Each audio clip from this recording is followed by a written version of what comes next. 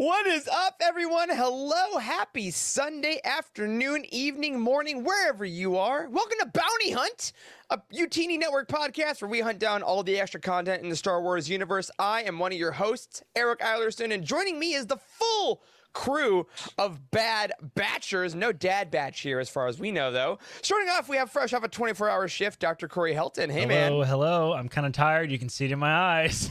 I can, and I love that we're friends that I can see that now. Yeah. Even without you saying anything, I see it in your eyes. I'm sleepy. It was a long shift. You know, everybody gets all the new doctors fresh out of medical school. They start on July 1st.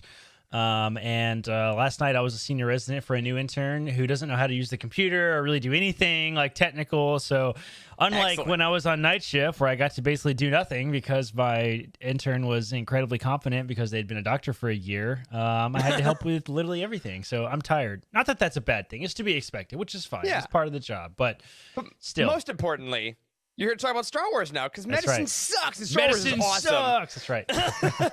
Speaking of a person who also knows medicine sucks, is the new background, new apartment, Dr. Charles Henkel. That's right. Can confirm medicine sucks. So does moving. Does moving. You're probably going to see my background change a few times. I'm still kind of feeling it out, trying to figure out what's going to be the best setup.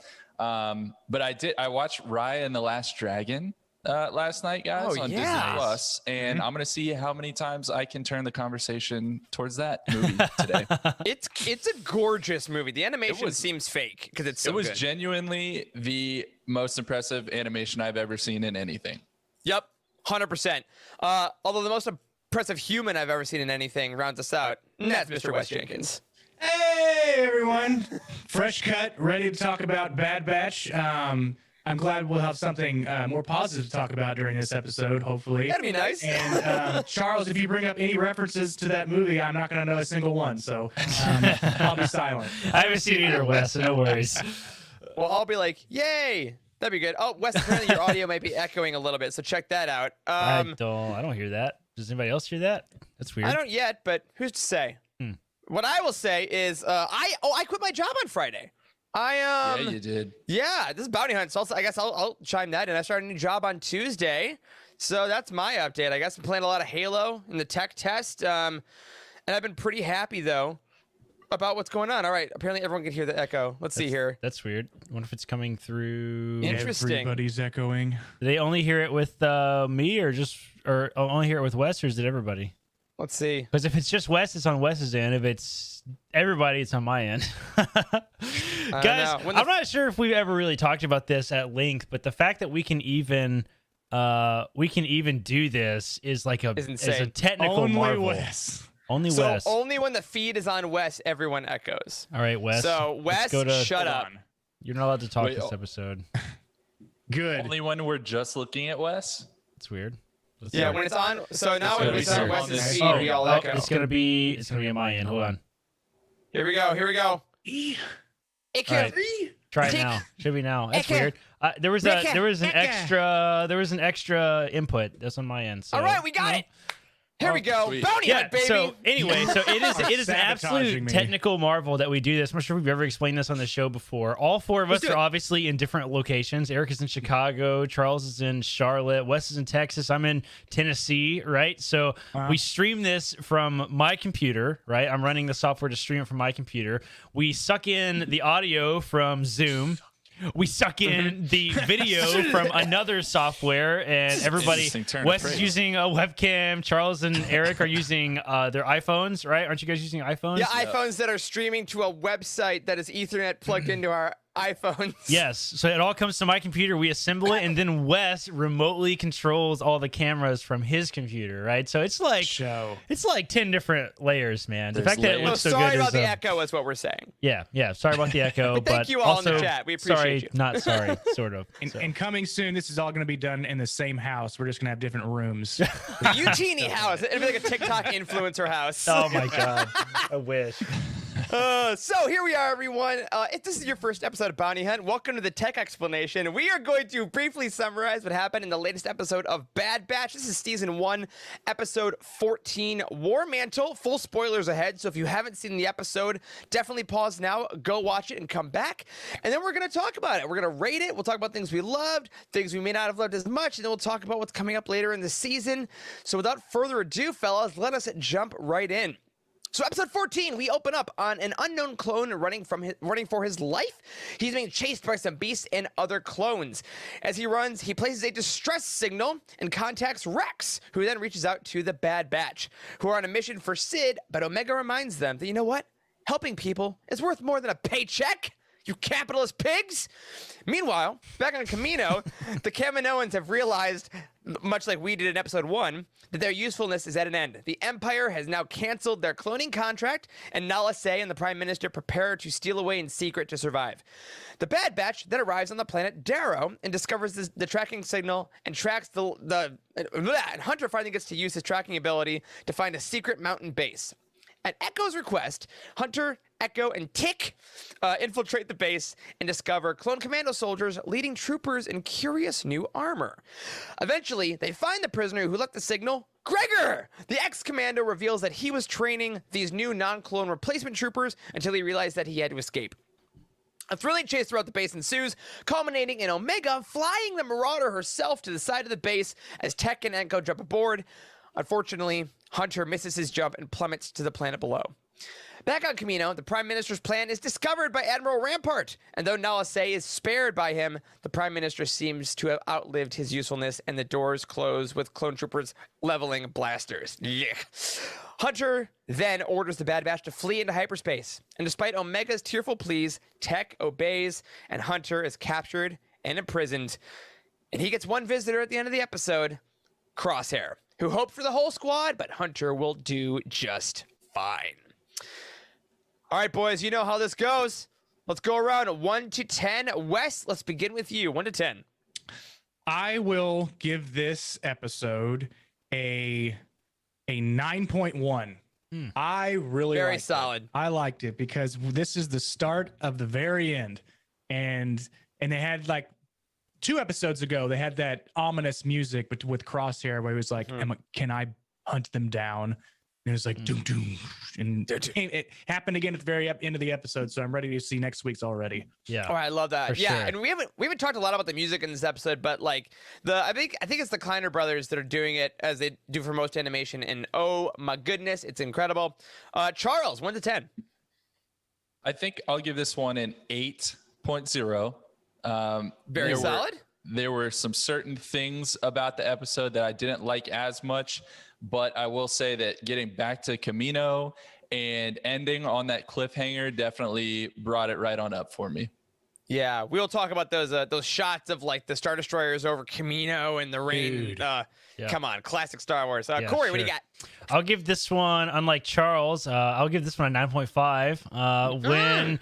When Charles posted in our Slack, I had not watched it yet because I was coming off of work and I was waiting on to watch it with Caitlin. Waiting for your wife because you're a good husband. That's right. I was waiting to watch it with Caitlin and I hadn't watched it yet. And I was like, dang it. And I saw like the conversation a little bit of kind of like we talked in vague enough terms that like it didn't really spoil anything for me. And I was like, God dang, I'm not going to like this one. I'm like, nope, Charles is wrong. This was great. It was really good. You know, I had sweaty palms throughout the episode, like, and the stakes felt high. I think it has all the, formula, all the variables of a really good episode. It was good. I enjoyed it. Your palms were sweaty. How were your knees? Were they weak? Arms heavy? Not really. Mom spaghetti? I don't really like spaghetti, so, All right, that's fair. Never mind. That's totally irrelevant. Is that why there's vomit on your sweater already? Ew, gross. Welcome to the rest of the show where we just spoken word Eminem songs. I'm not convinced that Corey understood any of that. I understood the reference, for God's sake. Come on.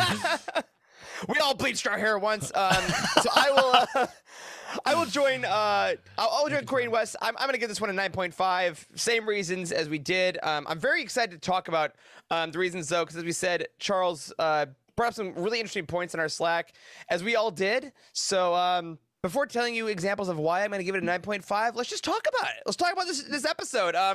Obviously, the average of our ratings are much higher than they were last week. I know last week's was probably our least favorite of the series so far. For sure. We were a little skeptical about where we were going. So regardless, it's really nice to be back in like what this series does. This is the batch. This is the mission. The overall narrative got pushed forward. So that was great.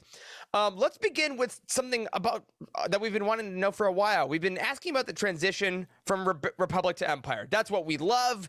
The episodes that do it more have been our favorites. And this one, we literally got the armor transition. So how did you guys feel seeing the Stormtrooper armor starting to emerge officially this episode? We got new armor, like completely new armor. Like this has never been seen before, which is very interesting. Stormtroopers, like hardcore. And Wes, you brought up a really good point in our Slack that the 501st, like the cosplay group or whatever, is really they dress up in the Stormtroopers. You see them in parades and stuff all the time. Like they're gonna have a field day with this. Like they get a whole new era of armor to deal with, which is rad. They look like the recruit clone troopers, like armor a little bit with the helmet. Yeah, I was gonna say they look. The helmets were very reminiscent of Ezra Bridger's first helmet that he had in Rebels, which for sure. It fits the timeline perfectly. So I thought that was pretty cool.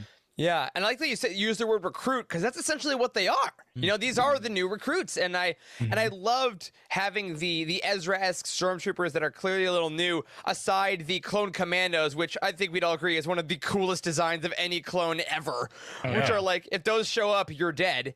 So having these guys lead out the new rooks was really cool, and I loved that we got it through Echo seeing it for the first time, being like, wait a minute, that's new armor. And the second he said that, I got chills. I was like, oh, is it? Yeah. And the designations were all different. So you have CT for clone trooper. CC is the first one I've heard because I thought he was saying CT, but it was CC for clone commando. Yep. And then TK is the one we all know, but what the hell does it stand for? Totally killed. I don't know. Like, there's a lot of rumors. I tried to look it up and find like an actual definition, but there isn't. I was wondering that too. An answer. Yeah, there isn't an answer. Same with FN. What does FN stand for? Finn. I noticed the like we got the classic, like everything just felt very Imperial this episode. Like the whole base felt very Imperial. I mean, I talked about that with Caitlin as we were watching. I was like, the cool light panels that we're so familiar with that Jared from Legends Look Back has in his house, right? That he's like put around his bookshelf, which looks absolutely awesome. It's awesome. Jealous. Yeah, the hallways look very Imperial. I don't know. I have a lot of questions about this. Why is it a secret? Also, like. Yeah. Why is there a secret base hidden in this mountain? That was just, I don't know. It seems a lot in Star Wars that they build down and not up. So they built down into and it reminded me a lot of Jedi Fallen Order. The way they have everything built into the wall of a mountain, and they have a lot of tunnel system going on. Yeah, so there's a lot of Durasteel being shipped to that planet. That's true. People not knowing is kind of odd. You know, it was really giving me some strong, like, expanded universe vibes, too, because, like, we have seen, like, several secret mountain Imperial bases, like, throughout the books. Like, that's a big theme of, like, the Thrawn series stuff. Like, Timothy Zahn loves his secret mountain bases. Like, that's where they found, like, what's his... Cheryl said it in the chat right now. Wayland. Yeah. The Wayland base. Okay, yeah, right. So, like, like that's where they found like Saboath or whatever, and then also I think there's a duology, the Hand of Thrawn duology, where there's like this whole theory that Thrawn is still alive in Legends and stuff, and like that's also this like crazy secret mountain base, which is really cool, man. I don't know. There's something really menacing, I guess, about a gigantic metal structure that's like been built from a carved out mountain. I don't know why that is, but we've seen that like throughout storytelling of like evil Imperial lairs are often carved out of like mountains and stuff, which is cool. I think it's because like nature itself is like so formidable, and to see them conquer like a mountain and literally like make it their own thing, it just feels very powerful. I love that. That was good. That's why you guys come to this channel. I'm here, guys. But I also love that. I know we talk about this usually at the end, but I want to talk about the animation right now because y'all seeing the lighting effects of this planet, because they made this giant jungle forest that straight up looks live action. Like you take stills from this episode, like, and I really hit me when they left the ship and they're looking around and you could see the shadows of the leaves like on their helmets and stuff, and like really all to go into a mountain base. Like the animators built an entire jungle full of different fauna and all these things when we know the action was going to take place in a Durasteel mountain. And like, my God, it was after last week being underground the whole time and the mine was a little aesthetically underwhelming to see this week be just freaking gorgeous again. Shout out to the animators, because for sure it is. Charlie and I recorded a Ghost Crew episode this past weekend, so we were watching some Rebels, which I really love. But man, going from even any older animation in Star Wars to the Bad Batch now, it's just night and day. Yeah, it really is. But what about the rain in Raya and the Last Dragon, though? You're right, and the dust. I don't know. I haven't seen that. Anyway, You're so right. in the very beginning of this episode, I was like, they have the camera pan down through the tree limbs and the leaves, and it looked like you were wearing 3D glasses and the limbs were coming at you. And I was like, that is really incredible animation. They were like in the very beginning. They were out of focus, like just like out of focus, like as if you were actually in it. It was cool. Harris brought up a good point that the mountain base like kind of has Starkiller base vibes, and that thought actually occurred to me too, because the big round like where the laser fires out of. I don't know. I was thinking about that. So it actually felt to me similar to the base that they infiltrated towards the end of Mando season 2 as well, especially because it was like surrounded by jungle. Yep. Seems to be the Empire, once they do one thing, they just copy and paste, right? With troopers, with bases, they're like, we got a system. And it works. And because we're all animators and we know how it all works. Yes, go on. They have more resources. They have more resources because they were wearing helmets the whole time and they didn't have to animate the mouths moving. Right? Well, there you go. Oh yeah, that's gotta be it. Obviously, exactly. So can we get back to the question though that I think you asked Eric about, like, why is this a secret? Like, why is War-Mantle a secret? Like, who? I want to kind of pursue that. Like, who are they keeping the secret from? Because we know Rampart is the guy who's kind of in charge of what we think is Project War-Mantle, right? Which now seems like his baby.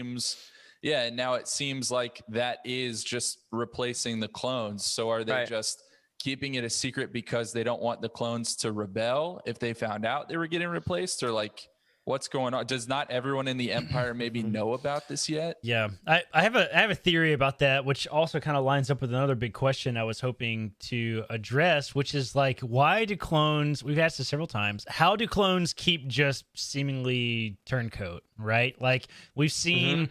Like, how do the inhibitor chips work? That's like the recurring question of this show, is because now like Gregor is just suddenly able to like ignore the order, right? So like, what's up with that? I mean, is this why? Is it like because the clones are inherently loyal to the Republic that doesn't exist? Like that line was in the show, right? Like this episode, they said something about the clones being loyal to a Republic that doesn't exist anymore. So I think that from what we've gathered about Order 66, right? It's that kill the Jedi. It's like very specifically anti-Jedi. It wasn't like, because no commanders got killed, right? It's anyone that stood in the way of Jedi being killed was destroyed, and that was about it. And then I think from then on, it seems like you can only train them so far, which is why War-Mantle comes in, because they're like, we need fresh people, like fresh slates that are gonna enlist, because enlisted soldiers are always gonna be more loyal than drafted soldiers, right? Yes, which is clever. I'm glad they explained that specific detail, which is something we could all assume, I suppose, but actually hear it spelled out for us was kind of nice. And I think in the chat, we have a bunch of great points. Number one, Camilla points out War-Mantle was one of the projects Jin found at Scarif, which I forgot about, which is amazing. I remember seeing that somewhere online, I think. Yeah. So, God, guys, Rogue One is everything. Watch it 18,000 times. It's Star Wars. I know. I think we have all the projects explained now, if I remember correctly. I think I saw that Dark somewhere. Saber, War-Mantle.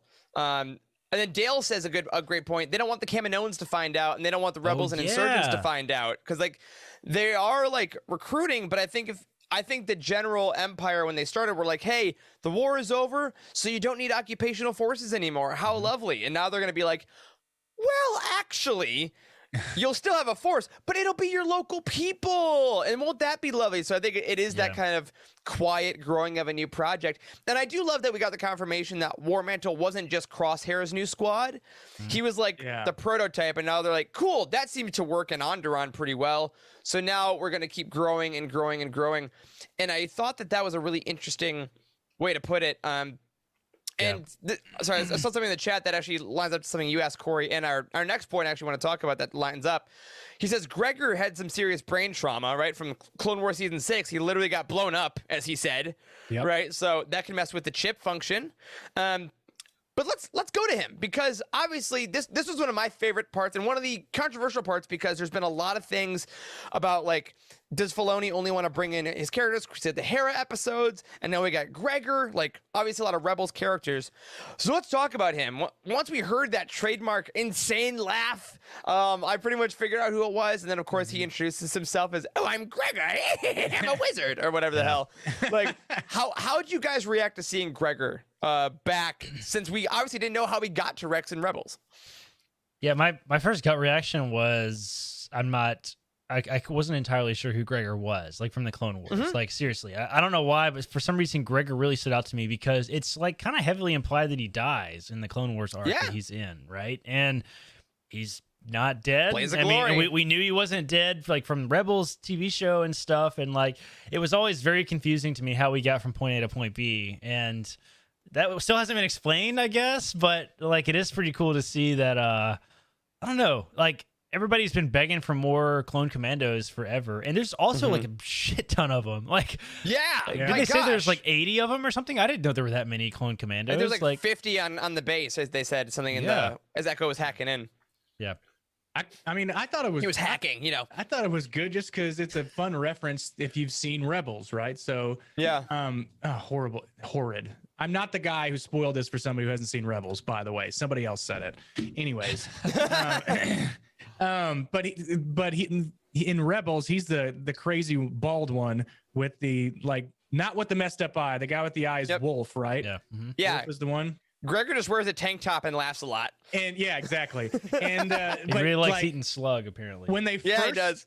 When they first had him talking in the cell, you could hear just like the little bit of his accent come out, and you're like, what was that? Yeah. And you're like, that seems eerily familiar. And then he just like, yeah, it's me. And I'm just like, oh, it's that guy. It's Gregor.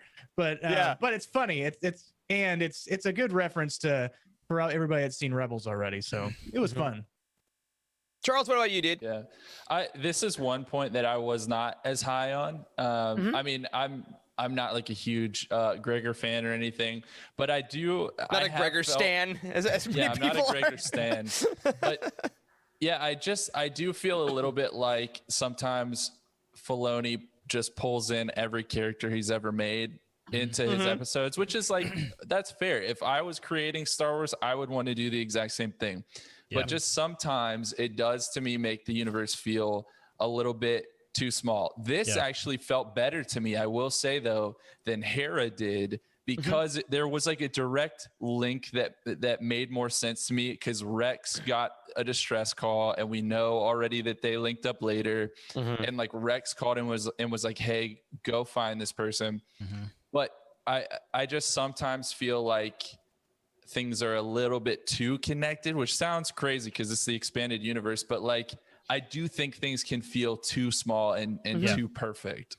Yeah, no, I will actually echo that a little bit too, which is why I was somewhat expecting to dislike the episode as well after we kind of briefly talked about it in Slack. Charles, is like I am somewhat annoyed by the small detail that it feels like every single project Filoni is involved in has to tell the Ahsoka Thrawn Ezra story. Like, I mean, I'm like, okay, I'm really glad we created these characters and stuff. Like, Ahsoka is such a huge fan favorite. I mean, Eric is wearing an Ahsoka shirt right now. Like, I know he's one of your, if not your favorite characters. So like, you know, the fact that like the Mandalorian has already swung back around to be like, where's Thrawn? Like, it feels like everything is building up to this Ezra Thrawn storytelling thing. And like, with the, I'm a little nervous about this because there are a lot of rumors. You know, we try not to talk about rumors very much on this show, but there are a lot of rumors that the Ahsoka live action show is going to tell that story, which is you know, that seems sense, it does seem to make sense. It is somewhat to be expected, but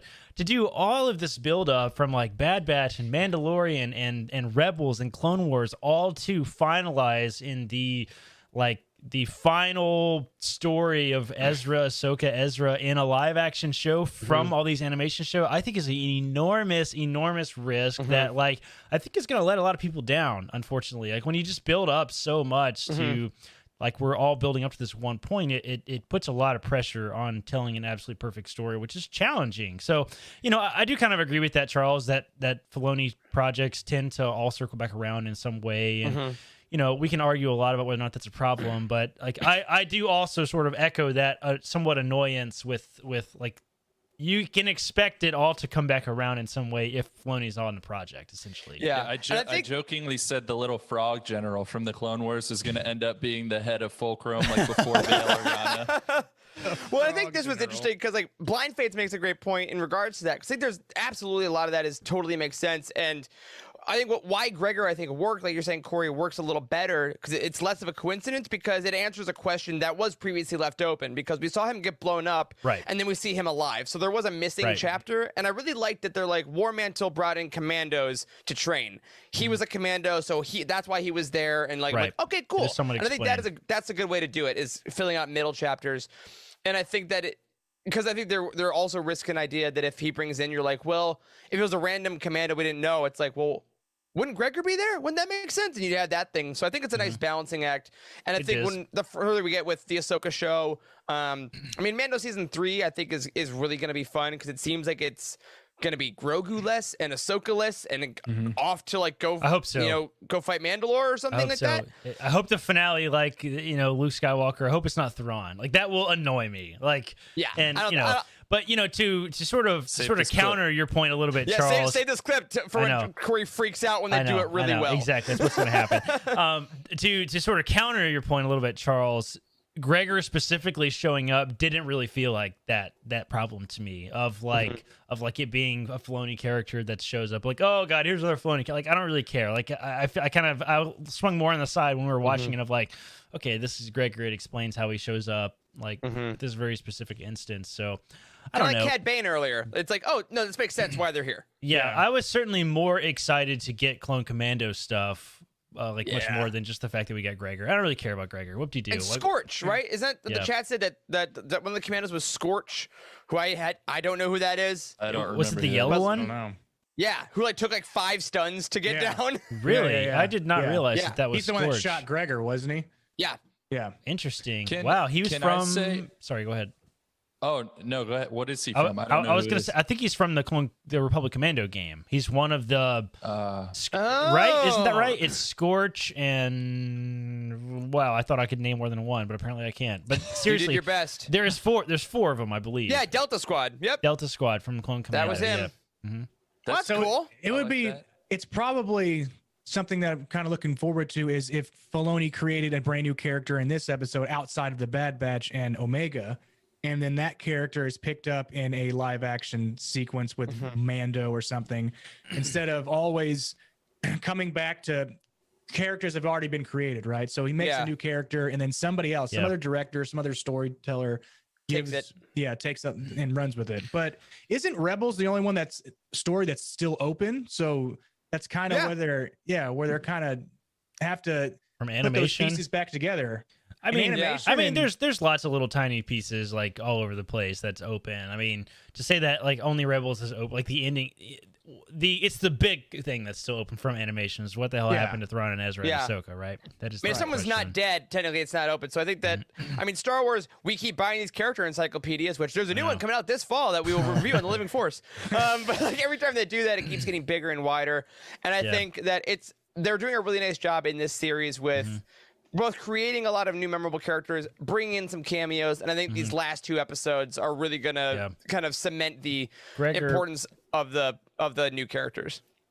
Charles, what were you gonna say earlier? Didn't you have a point? I was gonna just say that one thing involving Gregor that I did really like that I thought made a lot of sense was something that seems very simple, but when they were escaping or trying to escape, they were like saying to Gregor because they were just like destroying everybody on their way out of this place.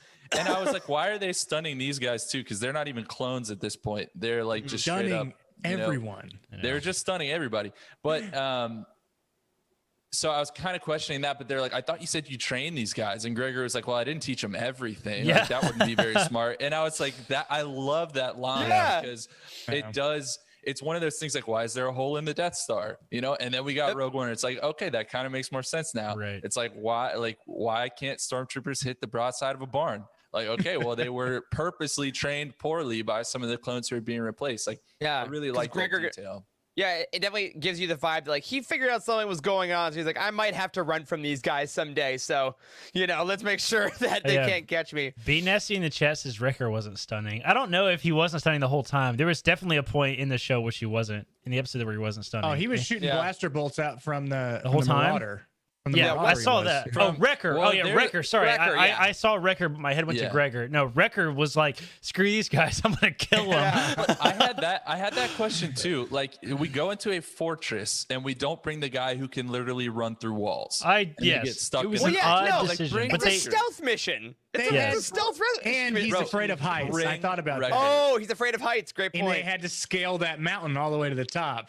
We're like, we'll just leave you behind. Well, also, Omega couldn't fly the ship by herself. Although I did. We'll talk about her in a second. Well, yeah, we'll talk about that actually specifically in a second. But a little behind the scenes, we gave you guys the tech behind the scenes earlier. We have an outline that we go off of for these shows, even though it definitely doesn't seem like it a lot. But Corey went rogue and put in a new question in the outline after this. Yeah. Corey, what's so important that you want to ruin my flow here? I wanted to talk about the Kaminoans because I feel like this was a really fast plot point that was easy to skim over, but this is kind of massive for the lore associated with the Kaminoans.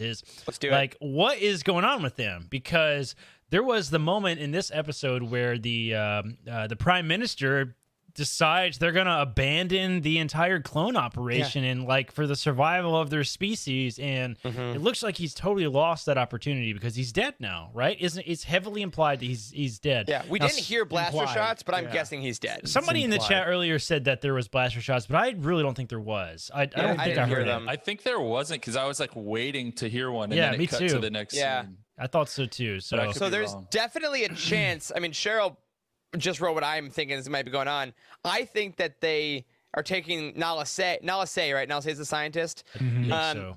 I think they're like, we could use you because you know what we need? Dark Troopers and Palpatine clones. It's sure gonna link back to the Doctor from Mandalorian. I hope so. No, that is a connection I do hope we get more information about, because what the hell is going on with the science stuff and with the clones is all very interesting, and I would really like to get that explained. And oh, man, but they're screwed, essentially. The Kaminoans as a whole are screwed. Yeah, the Kaminoans are a whole are screwed. I really enjoyed the point about the scientists bringing up, it's fine. We'll just find other clients. And the Prime Minister's like, I don't think that the galaxy is the same now. Yeah. The Empire is different from the Republic.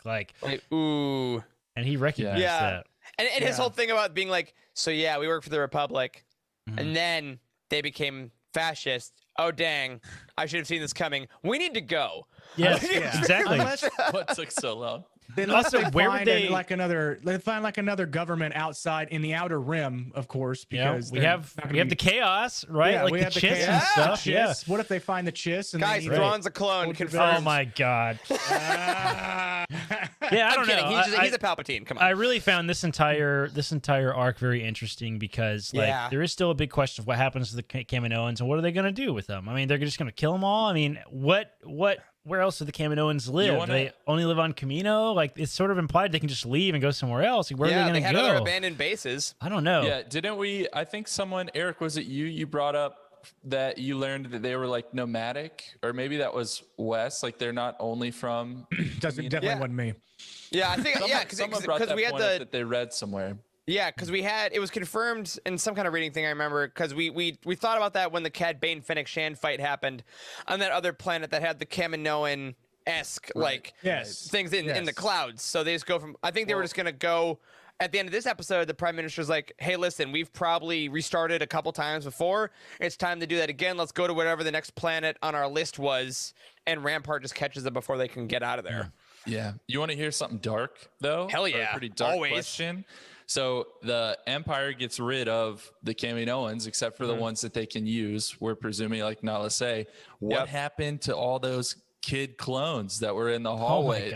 You gotta assume there's a bunch of them still growing up. Yeah, so, that was in this episode too. Why did they randomly bring in the kids? Like, well, they got them off planet. I actually do think weirdly this is a way to make it not as dark, because they were like, hey, you kids are being taken off planet somewhere, because I think they might bombard Kamino and they want to tell the audience, yo, we didn't just murder a bunch of kids. Yeah. So I do wonder if that's going to be the switch. They took over the farm upstate, bro. Where do they take them? What happens to the kid clones? They're going to Alderaan. I want to know. I want to know what happens to all the clones, because do those clone troopers still have their chips? I assume so. I assume so too. I assume everybody does, right? Do they not working kids? I don't know. Well, I mean, so many questions about the clones that there's so many questions we'll never have them all answered about clones in Star Wars. So. And of course, speaking of clone kids, segue.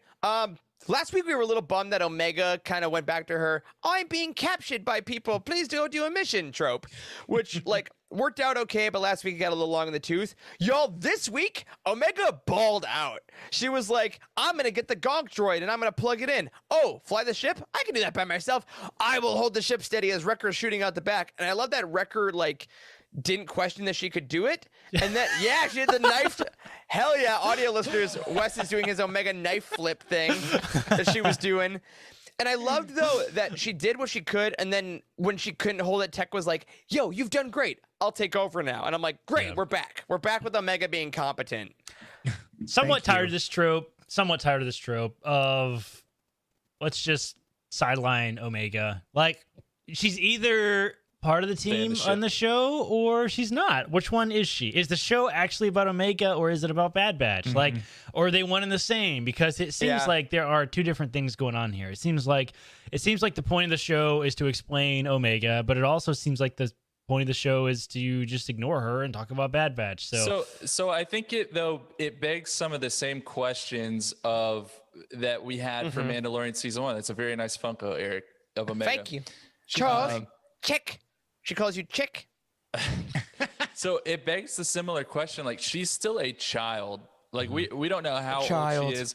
And given that she's older than Grogu, like, there is more time or more chance, I think, to see real development in her character. But at the same time, like, Bad Batch could run for 5 seasons and she would still be a minor. And you can't ignore the fact that they're taking a minor into war zones. So like, I still, even if we're in like season 5, which I don't think we're going to go that far, like, I would still be like, it makes sense to leave her in the ship, because I wouldn't be like, yeah, like, get your bow, let's go kill some people and try not to get blown up. Like, let's go to this Imperial base, you child. You'll be fine. I mean, the argument against that is obviously the character of Ezra, who is a child throughout Rebels TV show, and they take him on all kinds of horrible missions. Which is that doesn't mean it's right. No, it doesn't. It doesn't. But these are cartoons. Star Wars. We can't deny the fact that it's just cartoons and stuff. And I'm like, I don't really know why. Like, I'm just kind of weirded out by this whole plot point. It's like sometimes they care about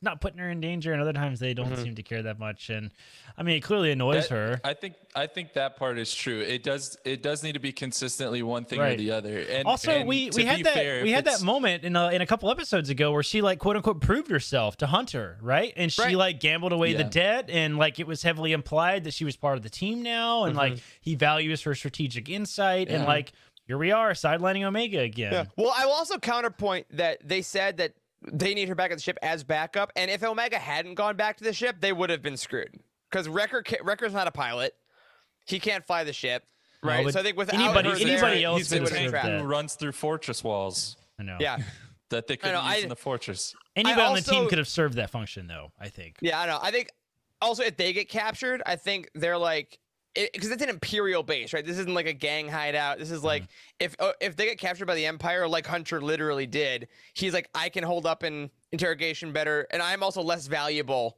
than Omega is if we're like literally in the midst of hundreds of Imperial soldiers. So can we talk about? Sorry, yeah, blind face in the chat, Sheb. I guess Omega lost that chess match, and she definitely sat out on this mission. Yeah. Okay. But also Cheryl and Camilla, Cheryl said basically what I just said. And yeah, I agree. I like that idea. And I think the next 2 episodes are going to be really key, seeing how her involvement is. But Charles, what are you going to say?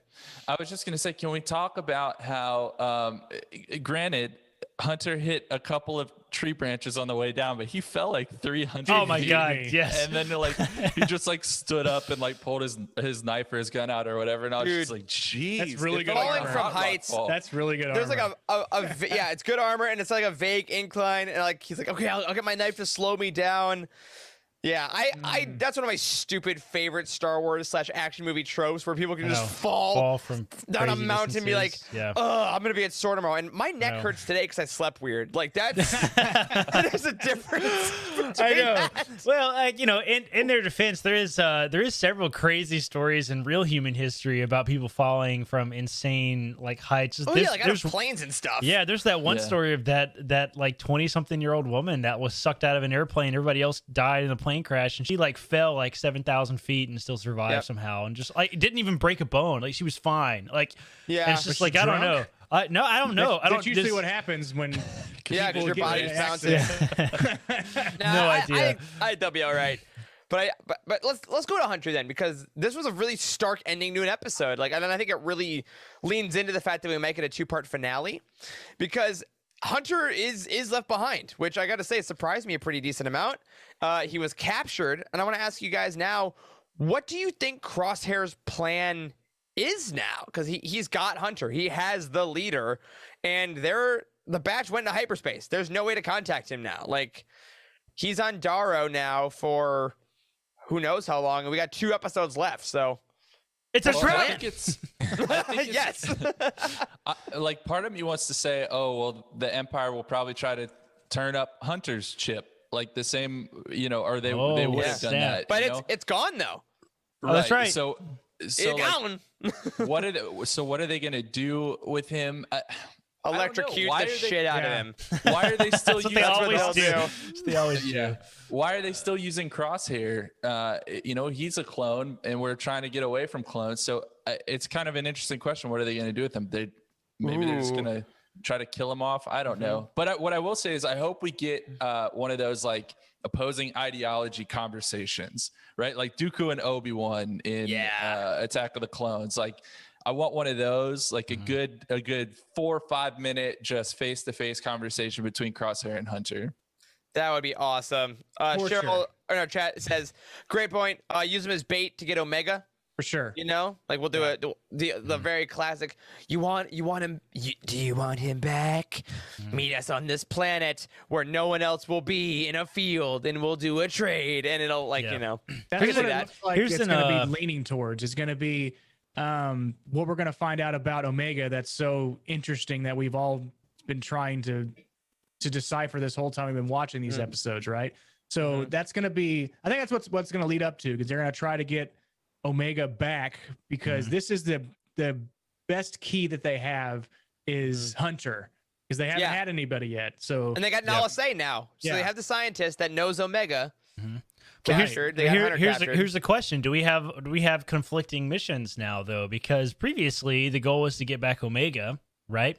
And now the Kaminoans are somewhat taken out of the picture, right? So do we still care about getting Omega back? The Empire doesn't give a shit about Omega, right? They care about getting. It was the Kaminoans that hired all the bounty Right. hunters. That's true. So they care about getting Bad Batch. Is it just because they're dangerous? Like that's sort of implied.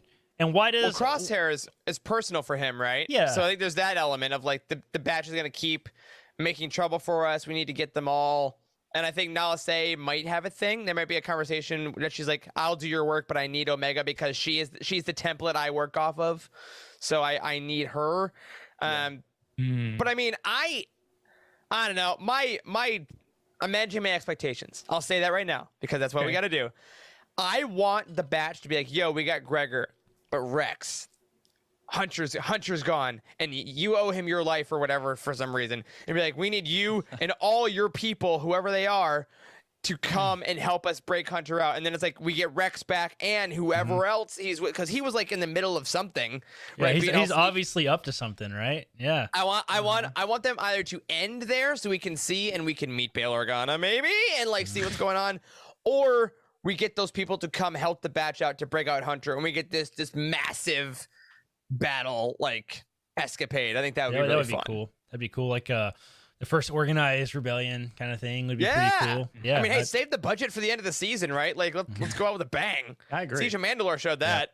I don't know. This episode was definitely just completely on a different level than the previous episode. It feels like they definitely made some storytelling decisions like for this final arc, and then like we're like, shit, we have to fill in an episode for the previous one, right? Like, I don't know. We gotta save some money, maybe. We gotta for real. Maybe that's as simple as that. Of like, that's why we're getting. How many episodes do we have left now? 2 more. 2. Yeah. Feels like a 2-part finale to me. I'll be straight. I think that's what we're doing. You think we're gonna get Hunter back in the next episode?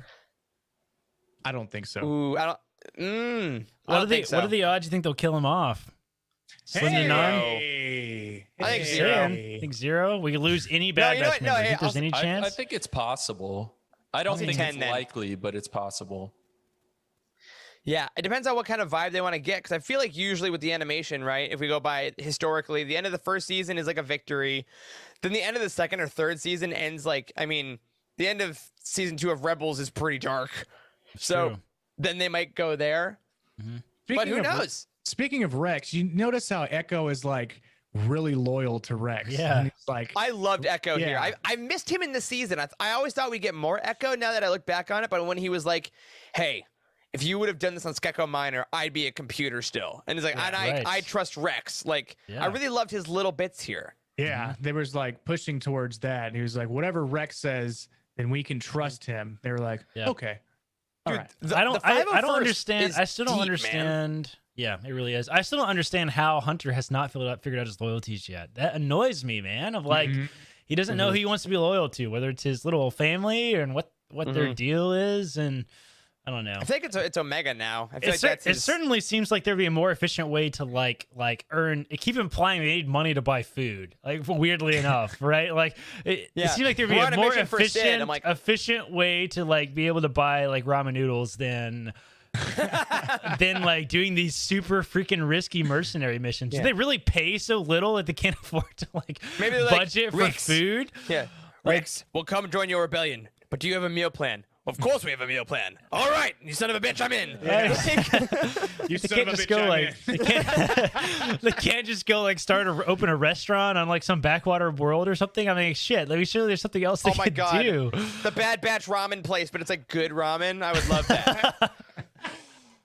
They're actually the owners, in Dave Filoni fashion. They're actually the owners of that stupid planet with a really bad actress that watched Grogu with the soup in Mandalorian. Oh my god, yes. Yeah. I could see it. I think that'd be fun, and I think that like the more we do think about it now, leading up to these last 2 episodes, we're in a big dramatic thing. I think we'll have to get Rex back, or we'll have to get Hunter back with the help of Rex. And I do think that they're gonna realize the only safe place we can go is the rebellion, because Omega's like, wait, Gregor's not the only one that needs our help, so we should go where helping is more important than a paycheck, a la Rex's rebellion is more important than Sid's mercenary work, and I think that's where we end. Jacob in the chat says, do the rebels get dental and vision? You gotta weigh our options. Ooh, as a genetic clone, they should all have perfect vision except for Tech, which his defect is glasses, I guess. That's right. Everyone else has perfect vision. Was this the first time that y'all have noticed the stun ray just hit the legs? Yeah, Yes, actually. It's usually right in the center of the chest. I was like, did it like put his leg to sleep? Like, is that how that he's felt? like, God, Exactly. slept on it wrong. One other small detail that we can kind of close out, I guess, is like we talked about this in Slack, but we forgot to mention it in the chat. Actually, brought it up earlier. Is the sound design and the ship design around the ship chase like was they sounded like TIE fighters, man. Fighters, the man. engine, I think the engine when it was when it went Screaming? out and then they put the gonk droid in and it was like kind of sputtering. I'm pretty sure they pulled a specific clip from the Phantom Menace from Anakin's when he was flipping the switch. Yeah, totally. Pod racer engine. Confirmed more pod. Remember back in the beginning of the season when every episode seemed to have a pod racer thing? That was 100% Anakin's pod. Yeah, I'll stick my life on I it. didn't go back and like try to find Anakin's, but like I heard it and I was like, all of a sudden I was in the pod race. Like I was. I knew it. Yeah, I recognized it too. I was totally there with you, man. But yeah, the V-wings or whatever, they sounded like TIE fighters. So like maybe they're working on that. The guns are changing. I thought it was really cool that we still see transitionary stuff like or transitional stuff, right? Like there were gunships that flew out after them, but also V-wings that sound like TIE fighters. That was pretty cool.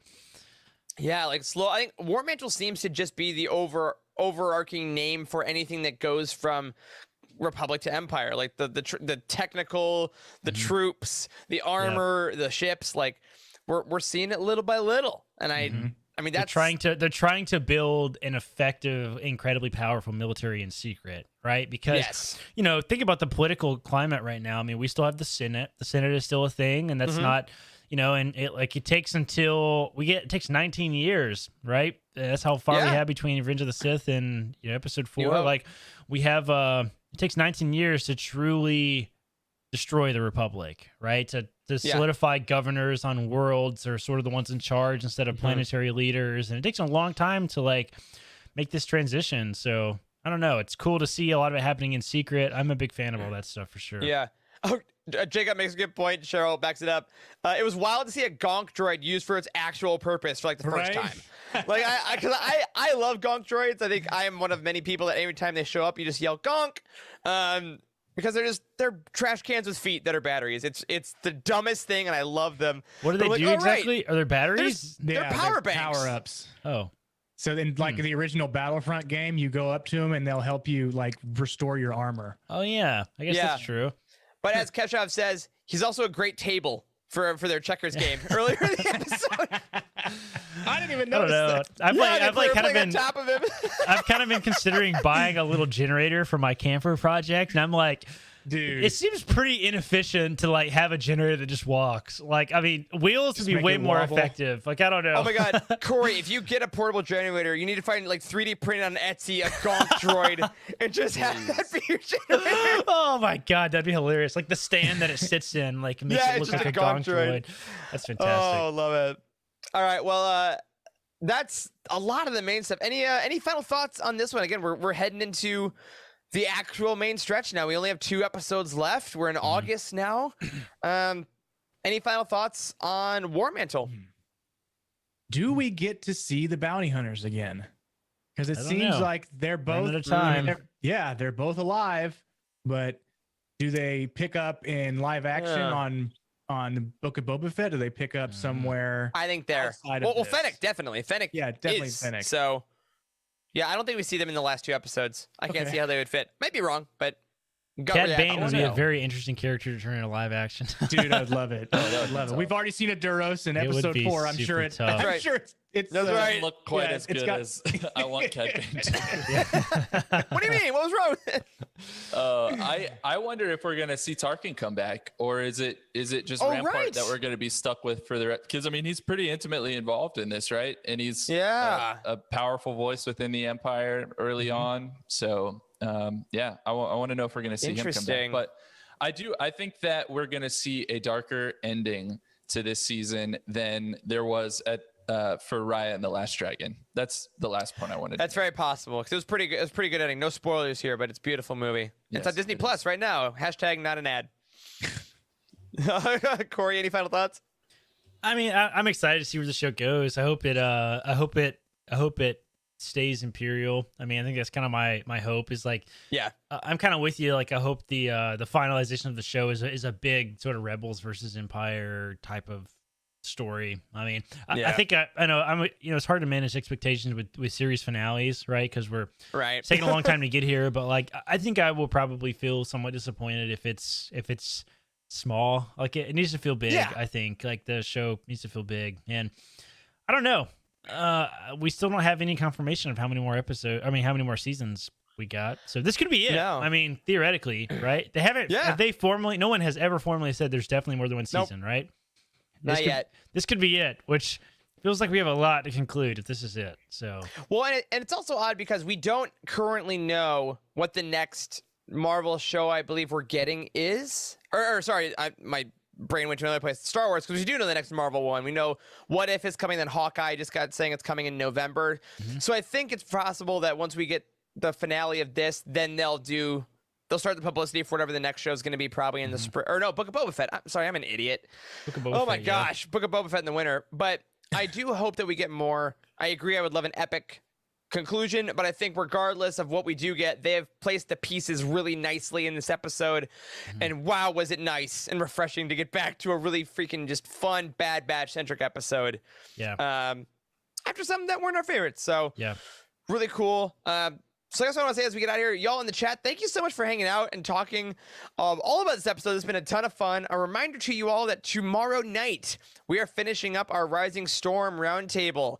Our first episode of our Rising Storm Roundtable is one of the most highest concurrent viewers we've ever had, the most active chats. We hope tomorrow night is just the same. So if you are available and you finish the book, tomorrow night, 8 p.m. Eastern on this channel, we'll be talking all about Rising Storm. Charles has a ton of overarching questions and Easter eggs we're going to get to. So we will see you then. But on that, everyone, that'll do it for this week's episode of Bounty Hunt. Keep your eyes out for our next hunt when we'll be diving into episode 15, the penultimate episode of The Bad Batch. A special thank you to Cheryl Bell, OK Endar, Patrick Ortiz, and Carl Sander on our Jedi High Council, and Elizabeth Cloutier, Jason Mitchell, Freddie C., and Sally and Chris Eilerson on our Alliance High Command for their amazing support. Go ahead and tell us all your thoughts about The Bad Batch in our Discord community at utini.com/Discord. Go on that Bad Batch channel and use spoiler tags. And make sure to follow the main show on Twitter at LivingForcePod and all of us individually for our latest thoughts on all things Star Wars. I'm at Eric Eilerson. Corey is at Doc Star Wars MD. Charles Zetzi Henkel. Wes is at Boss Wes. Until next time, I just want to see Rex again. I'm a simple man. We'll see what happens. Bye.